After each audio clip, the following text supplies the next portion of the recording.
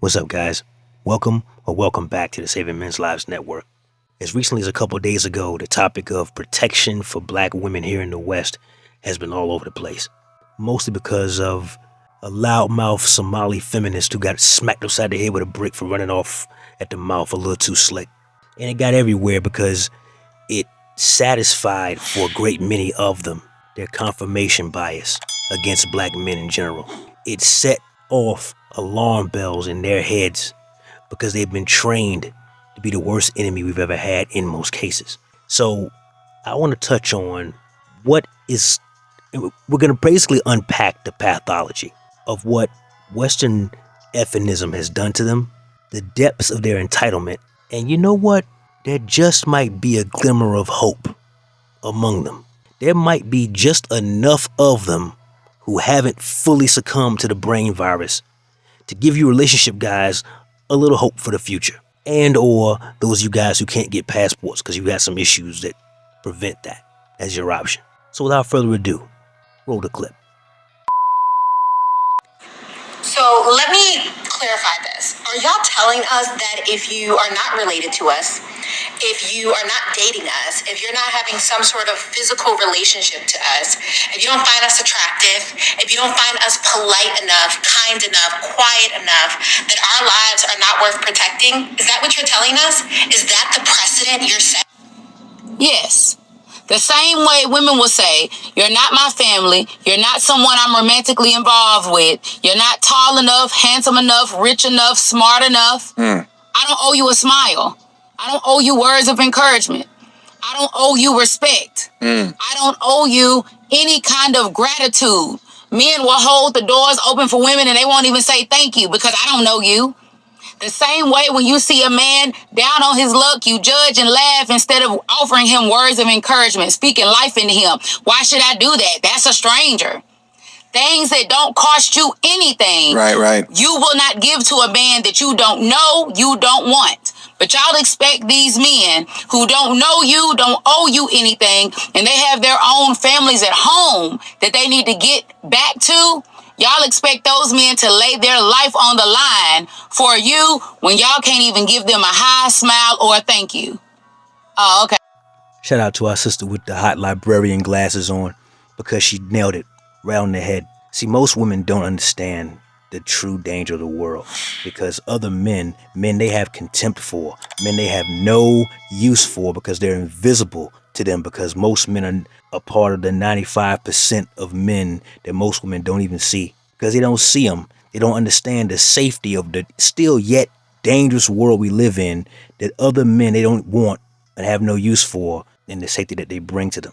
You see, most women lack what every man on earth and every little boy understands from a very early age, and that's a true understanding of the danger we face every time we step out that front door. We as men and the little boys who when they grow up to be grown men understand that we run the risk every single day of our lives if we cross the wrong guy, if we go in the wrong neighborhood, if we say the wrong thing at the wrong time.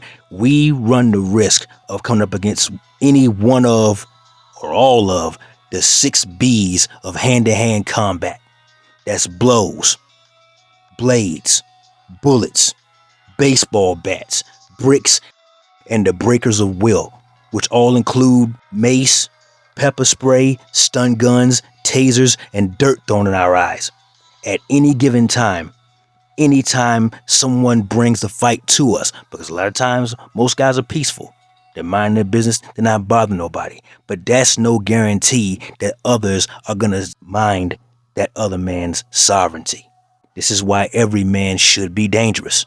This is why every man should be in the best possible shape he should be in. Not just because it looks good in the mirror. Not just because you'll have stamina while you banging some chick's guts out. Yeah, that all helps. But you should be as in shape as you can be, because that's going to make you as strong as you can be. And hopefully with that strength, you've trained in a way that allows you to fight your way through a conflict, either armed or unarmed. But women, they live their whole lives, most of them, never getting punched in the face. So not having a true connection to just how dangerous this world can be. So they mouth off because they in the back of their mind, a man has always ran to the rescue when I raised my voice and made a scene. Why would today be any different? Well, men are waking up, and men are tired of being crash test dummies and attack dogs for unworthy and ungrateful women. So again, I want to thank our sister, Miss Hot Librarian, and I want to give you guys yet another glimmer of hope here. Shout out to Miss Erica Lashai on TikTok, because she had this to say, and you know what? No spoilers. Roll the clip. In regards to black women not being protected, let me first state the obvious. No man should put his hands on a woman. We desire protection, but sometimes what we don't understand is that true protection comes with a level of control. Bodyguards are a good example. A bodyguard will make their client leave from a dangerous place. The bodyguard has to know all the details: who, what, when, where, why, and how. And the client has to listen to the bodyguard and follow the instruction that the bodyguard gives them. It's really an agreement between all parties involved. When the person who needs protecting does not follow the instruction and the direction of the protector, it puts the protector in a situation where they're more likely to lose their life. I have 4 brothers and a father, and I listen to their instruction even when they're not around. They have told me to stay away from certain places if I'm by myself or if it's late at night. They've also advised me not to be drunk or high in certain situations. Even though my brothers, my dad, and the men in my life protect me, I in turn protect them by listening to them and following their instruction. They don't have to come to my defense in some wild scenario, because if I listened to them, I wouldn't have been there in the first place. And this is another thing I feel like is pertinent to say, and I know folks ain't gonna like this one. I don't have sons right now, but when I do have sons, I'm gonna teach them that there's a difference between diamonds and dirt and rubies and rocks. Rubies and diamonds are often in jewelry stores. They're in glass cases, they're secured, there's an alarm system, there's a lot of layers of protection because those things are valuable. But you could pull over to the side of the road and find some dirt and rocks.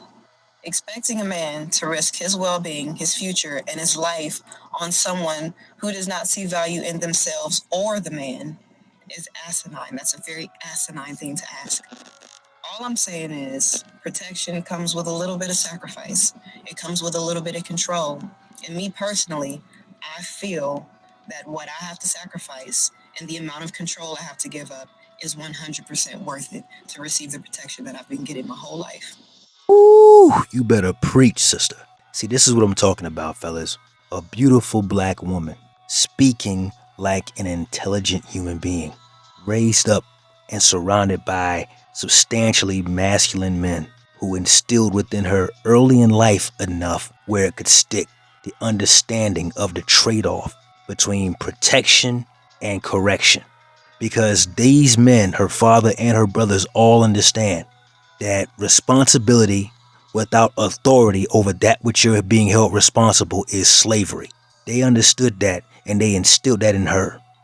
So it's safe to assume that she's not out there breaking the rules of stupid. Now, if you guys are unfamiliar with the rules of stupid, before I even get there, do you guys know that she received death threats for saying this?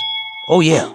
The sisterhood was so upset with the absolute sense she was making that the innate programming they've been instilled with over the past several decades of their lives caused them to threaten her with bodily harm and execution. True story. True story. That's how far gone most of them are.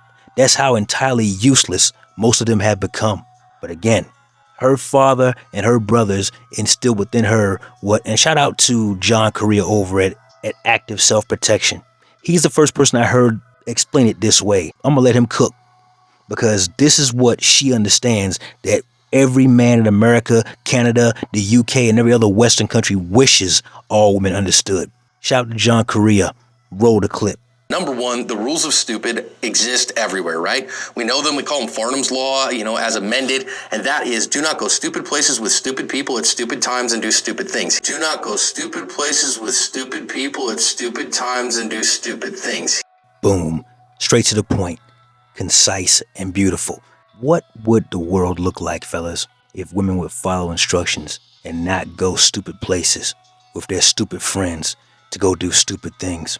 What would happen in the world we live in if they would take it upon themselves to truly understand the danger that men are capable of when enraged, especially when provoked? How much more people wouldn't be in the graveyard, the hospital, or a jail cell if that were the case? See, women want masculinity, but they want it on their terms. They want masculinity when it's comfortable and convenient for them. But it's not a la carte buffet. You get all of it or you don't get any of it. And they're starting to feel the pain. Guys are starting to say, you know what? My life is more important than some chick I don't even know. Some chick who won't even smile at me. Won't even be courteous to me. Is running off at the mouth thinking she can fight a man like she actually has a chance. Guys are saying, you know what? You selling all them wolf tickets? You feeling froggy? Then go ahead and jump. But don't be mad if you get smacked down to the ground and reality kicks in. After all, Black American women, you say you don't owe us anything. You don't owe us femininity. You don't owe us submission. You believed white feminism when it told you that it's oppressing you when we ask you to make us a sandwich and that you don't owe us a smile. And you go above and beyond the call of duty to remind us that you, quote, are the table. And you know what? Those chickens have come home to roost. And now, except in extraordinary circumstances, you are on your own. And you better be all you say you are. And you better do all you say you can do. Because now it's up to you. Men like myself, millions more just like me, realize that you know what? The airport's that way. Wheels up in 20 minutes. That's all I got for today, fellas. It's my time. Like the video? Comment down below. Share with a friend and subscribe to the channel if you haven't already. Never let your brother suffer in silence when the truth can set him free. Networkers, we working. Until next time.